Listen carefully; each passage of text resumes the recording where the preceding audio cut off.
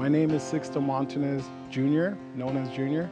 I was brought up in Catholic school, so I always felt like I knew the Lord. I felt like I talked to the Lord. So even when I was going in that full-blown in that wrong direction, I mean, there's times that I'd be drunk and high and I would stop my car in the middle of the street and I would get off and go kneel in front of a church because I didn't feel worthy to be inside the church.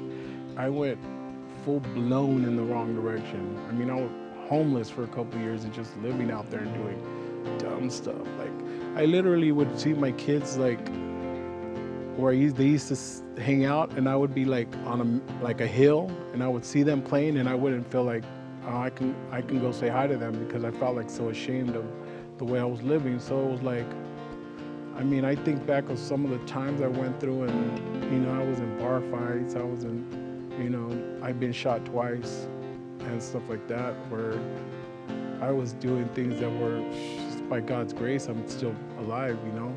As many of you know that I did end up in prison. I did a year and a half or something, a couple of years, something like that. And during that time, my wife, she started serving God. And in jail, I started reading a lot, the Word. And I really totally know that it was in a cell that I knelt down and I said, God, take this. I'm done.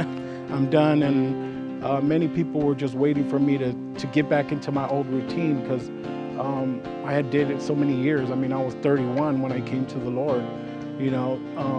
So it was a thing where people didn't trust it. They were looking at me like, okay, this is a facade, or, you know, looking at me like waiting for me to regress. What would shock people is that I don't need to be high or drunk or stuff like that to be comfortable, to be around people.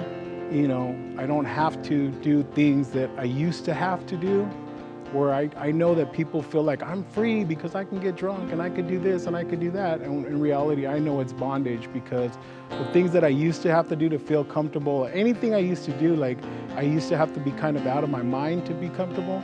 And I feel like just God gives that peace to where like you could be who He created you to be without having to add anything to it. And so when I went to Catholic school, when I was really young, the Lord revealed to me that I would be teaching children, and that has come into fruition now.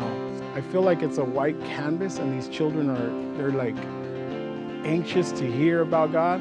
When it comes to the gospel, I don't water it down at all with them. So I'm able to tell them, you have sinned, and you're gonna sin, and there's gonna be moments you sin, that if you look back to Christ and you understand what He did for you, you're able to ask Him, forgive me, God, and come into my life, you know, use me, and He is faithful to do it. If it was me, I would have liked to have heard the gospel more clear and to understand that I am making mistakes, I'm gonna make mistakes, but there's somebody there for me that could wash my sins away, and He already paid the price.